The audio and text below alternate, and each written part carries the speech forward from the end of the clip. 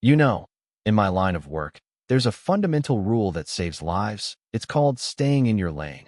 And it sounds simple enough, right? Just keep your vehicle between the painted lines and everyone gets home safe. But you'd be amazed, or maybe you wouldn't, at how many people view those lines not as safety boundaries, but as mere suggestions that don't apply to them because they're in a hurry, or they're important, or they just drive a car that costs more than my house. I've been a defensive driving instructor for 20 years, teaching teenagers and terrified adults how to survive on Arizona highways. So I like to think I have a pretty high tolerance for bad judgment behind the wheel, but nothing, and I mean absolutely nothing, could have prepared me for the sheer, unadulterated entitlement of a woman named Karen Litt. I've lived on this 3.5-acre patch of scrub desert and hard dirt for 15 years, long before the Sunset Mesa development sprouted up on my western border like a colony of beige, stucco mushrooms. And for the first decade, my only neighbors were the jackrabbits and the occasional coyote passing through to the wash. Then came the pavement, then came the streetlights that drowned out my stars, and then came the homeowners association with their matching mailboxes and their synchronized trash days, and their president, Karen, a woman of about 50 who looked like she'd been assembled in a factory that manufactures people who ask to speak to the manager. She drove a black SUV, one of those massive ones that look like they should come with a gunner turret, and she had the HOA logo magnet slapped onto the driver's side door as if it gave her diplomatic immunity to do whatever she pleased. Now, the trouble started where my land meets their land, which used to be a simple, two-lane asphalt strip until the HOA, in their infinite wisdom and without a single permit or a polite phone call to me, decided to widen the road. And when they did, they graded about 9 feet into my property line, just shaved off a chunk of my berm, paved it over, and pretended it had always been there. It wasn't about the dirt, really, it's just dirt, but it's my dirt, land I paid for, land I pay taxes on, so I did what any reasonable property owner would do. I put up a row of wooden stakes and a nice, polite sign that said private property, thinking that would be the end of it, but of course, I was naive. The road curves right there at the edge of my lot, a sharp little dogleg that requires you to slow down to maybe 15 miles an hour if you want to do it right. But Karen didn't believe in slowing down, and she certainly didn't believe in geometry, so instead of taking the curve, she started cutting the corner. I watched it happen on my security feed the first time, seeing her black SUV drift off the asphalt, roll right over my new grass I had been watering by hand in this heat, and cut a smooth arc across the corner of my lot to save herself maybe 3 seconds of travel time. It started as an occasional thing. Maybe she was late, maybe she was distracted, but then it became a habit, and then it became a right. And every morning at 7:45 a.m. like clockwork, I'd watch her tires crush my irrigation heads and flatten my landscaping, because she couldn't be bothered to turn the steering wheel another 10 degrees. I tried the civil route, I really did, sending 3 separate notices, the last one notarized and hand-delivered to the HOA office, polite but firm, explaining that this was private land and she needed to stay on the road. But she ignored them all, treated them like junk mail, probably laughed at them over wine with the board members. So, being a man who believes in practical lessons, I decided to change the variables of the equation, because people rarely correct stupid behavior until that behavior becomes inconvenient for them. I went out there and installed retractable tire spikes, not the kind that blow a tire out and send you into a ditch, just the kind that give you a nasty jolt and threaten to ruin your rims if you don't back off. And I set them to stay lowered for my truck, but to pop up for anything else. And I also installed 3 new high-definition motion cameras, positioned to catch license plates and faces. When Karen saw the spikes the first time, she slammed on her brakes, and I watched her from the porch as she sat there fuming. Then she reversed and took the road. But that night, the HOA group chat, which a friendly neighbor had leaked to me, was on fire, with Karen claiming I was booby-trapping community access points and endangering children, which was rich coming from a woman who treated a residential street like a Formula One track. I escalated my defense, replacing my polite little wooden signs with massive, reflective metal ones bolted into concrete footings, and I installed solar-powered floodlights along the true property line, creating a visual barrier that said, in no uncertain terms, "This is the wall, do not cross." She hated it. She would stop her car and glare at my fence line, hands on her hips, looking like a general surveying a battlefield where the enemy refused to surrender. And one time she even told me to my face that I was creating an eyesore and that she was evaluating community access rights, which is HOA speak for, "I'm going to steal your land if you don't shut up." But the thing about arrogance is that it acts like a blinder. It narrows your vision until you can't see the reality right in front of your face. And I just knew in my gut that she was going to push it too far, that physics was going to have the final say. It happened on a Tuesday, a morning so bright and clear that the mountains looked like cutouts against the sky, and I was sitting on my porch with my second cup of coffee, watching a hawk circle a thermal, when I heard the sound, not a screech of brakes, because she didn't brake, but a sickening, heavy crunch followed by the snap of wood and the explosive pop of a transformer blowing out. I was on my feet and running before the echo died away, sprinting down the driveway toward the corner, and the scene that greeted me was almost impressive in its destructiveness. Karen's black SUV was nose deep into my property, well past the road, well past my signs, and the front end was wrapped around an old, creosote-soaked wooden utility pole that had been standing there since the Carter administration. She hadn't just hit it. She had obliterated the base, snapping the pole like a dry twig, and the whole thing was leaning dangerously, held up only by the tension of the power lines above, which were swaying and sparking, sending showers of hot ozone down onto the dry grass. Her bumper was in the dirt, the radiator was hissing steam, and green coolant was bleeding out onto my land. And there sat Karen behind the wheel, the airbag deflated in her lap, looking stunned but unhurt, gripping the wheel like she was still trying to steer.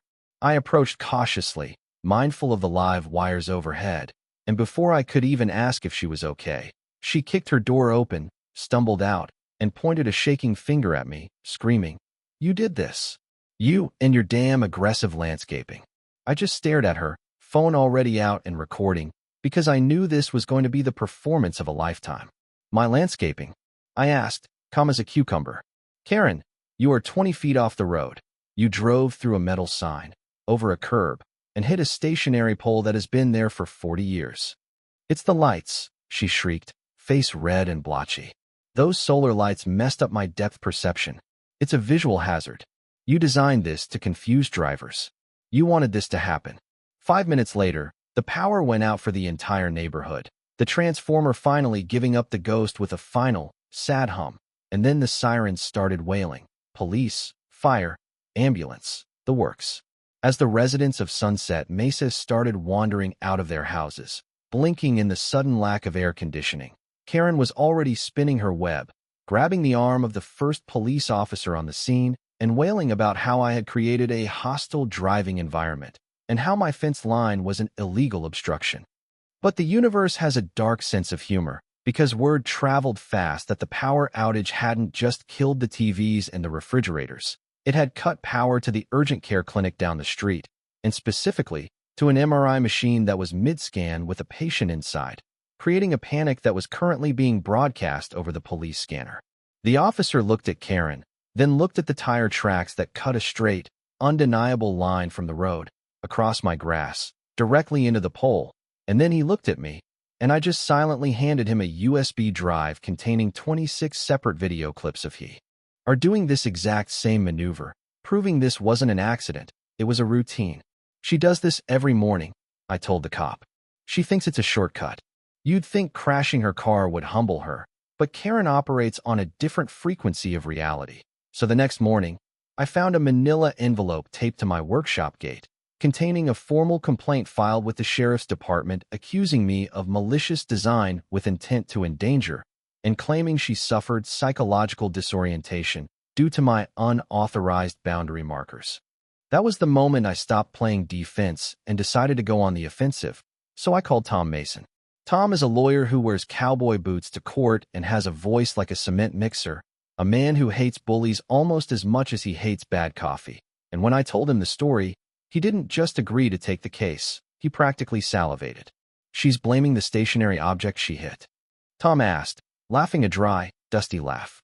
"Elliot, we aren't just going to sue her, we're going to dismantle her. We filed a civil suit for property damage, trespassing, and defamation, but Karen, true to form, tried to checkmate us by producing a document that she claimed was a historical usage agreement signed by the previous owner of my land, a man named Howard Bray, granting the HOA an easement across that corner. I looked at the document, dated 15 years ago, and I felt a cold knot in my stomach because it looked real. The letterhead was right. The signature looked loopy and old-fashioned, and for a second, I thought maybe I was wrong. Maybe I really didn't own that corner. But then I remembered Howard. Howard Bray was a man who believed that the government shouldn't know what color socks you're wearing, let alone give an HOA permission to drive on his land. So I tracked down his grandson, Jeremy, in Yuma, and Jeremy laughed so hard he dropped his phone. "My granddad," Jeremy said. "Sign an easement for an HOA? Elliot, the man used to shoot rock salt at the census taker. There is no way in hell he signed that." Jeremy sent me a box of old papers, including notarized letters where Howard explicitly told the developers to go rot. And then we hired Ruth, a forensic document examiner who used to work for the feds, and she took one look at Karen's document and pulled out her magnifying glass. "It's a cut and paste," Ruth said, pointing to the pixelation around the signature. "A bad one." She lifted this signature from a deed transfer, resized it, and slapped it on a Word document. "It's forgery." When we presented this to the judge, the air in the courtroom changed instantly, the temperature dropping about 20 degrees as the judge looked from the fake document to Karen, who was sitting there in her pearls looking like the victim of the century. "Counsel," the judge said to Karen's lawyer, "are you aware of the penalties for submitting falsified evidence to a court of law?" Karen's lawyer, a guy who looked like he regretted every life choice that led him to this moment, started stammering. But we weren't done yet, because Tom had been digging into the county records and found the nuclear option. It turned out that Karen wasn't just a bad driver and a forger, she was a usurper. Her term as HOA president had legally expired 14 months ago, but because she hadn't bothered to schedule a new election, claiming lack of community interest, she had just stayed in power, occupying the seat illegally, which meant every contract she signed, every fine she levied, and every document she filed with the county zoning office during that time was null and void. She had submitted maps to the county showing the road expansion as legal, signing them as president, when she was actually just a private citizen with a delusion of grandeur, and that shifted the conversation from civil dispute to criminal fraud. The county zoning office froze all HOA permits. The state launched an investigation, and the neighbors, realizing their leader was a fraud, started knocking on my door to apologize, bringing beer and awkward excuses about how they just thought she knew what she was doing. But a cornered animal bites, and Karen wasn't going down without trying to burn the house down with her, so she hatched one last, desperate, incredibly stupid plan. I got a call late one night from Ray Valdez, a contractor I'd hired years ago, a good man with rough hands and a strong moral compass, and he sounded nervous. "Elliot," Ray said, his voice low, "you know that crazy lady next door? She just called me. She wants to hire my crew for a night job. Cash. No paperwork." "What kind of job, Ray?" "She wants us to remove illegal obstructions on your land," Ray said. "She wants us to tear down your signs, pull up your stakes, and bulldoze that fence line. She told me she has a court order, but she wouldn't show it to me." "Ray," I said, a plan forming in my mind.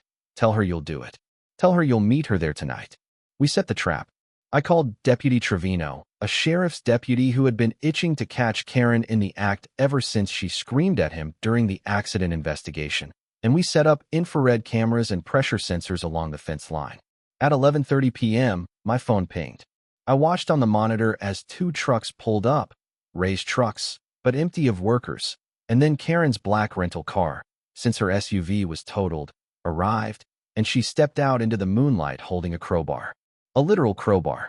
She was dressed in black like a cat burglar, pointing at my signs, gesturing for Ray, who was standing there with his hands in his pockets, wearing a wire, to start smashing things. "Tear it down," she hissed, her voice captured perfectly on the audio feed. "I want it gone by morning.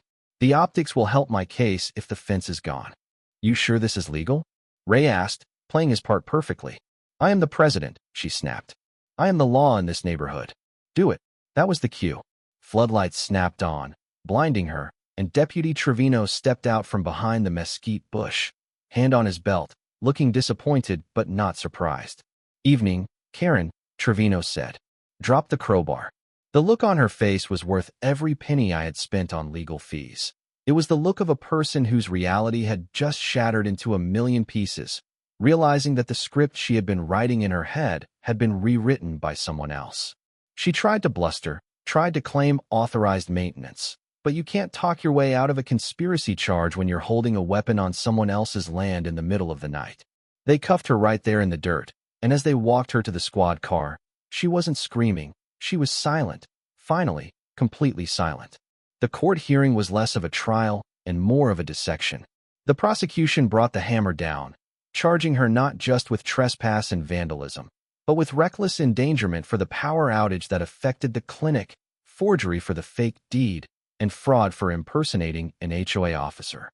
The judge, a stern woman who didn't suffer fools, looked at the mountain of evidence. The video of the crash, the forged signature, the audio of her hiring Ray to destroy evidence. And she didn't show an ounce of mercy. Ms. Lint, the judge said, peering over her glasses, in 28 years on the bench, I have seen arrogance, and I have seen incompetence, but rarely have I seen them married so perfectly as in your conduct. Karen took a plea deal to avoid a decade in prison. She got 4.5 years, mandatory restitution of nearly $800,000 to the HOA for funds she had misappropriated, and a lifetime ban from serving on any administrative board for any organization. The Sunset Mesa HOA collapsed in the wake of the scandal, placed under court-ordered administration. The illegal road was torn up and my land restored at their expense, and the board members who had enabled her resigned in disgrace. I stood at the edge of my property a month later, sipping coffee as the new automated gate clicked shut, watching the sun go down over the desert, and for the first time in years, it was quiet. Real quiet. I rebuilt my fence, stronger this time, with a clean, precise boundary line that left no room for interpretation, and I started a YouTube channel called Don't Tread My Lawn to teach other people how to document, defend, and fight back against tyrants with clipboards. It blew up, hundreds of thousands of people tuning in to see the little guy win, to see the bully get taken down, and it felt good to turn that anger into something useful. Karen is sitting in a cell somewhere, probably writing a memoir about how she's the victim. But out here, the mule deer are coming back, the stars are bright again, and when people drive around that corner now, EY stay in their lane. So, I have to ask you, have you ever had a neighbor who thought the rules didn't apply to them? Have you ever had someone try to gaslight you into thinking you were the crazy one for protecting what was yours? Let me know in the comments, because if there is one thing I've learned, it's that the only way to stop a person who thinks they are a god is to introduce them to the devil in the details. Thanks for watching, stay safe, keep your cameras rolling, and remember, good fences make good neighbors, but good lawyers make great ones. See you next time.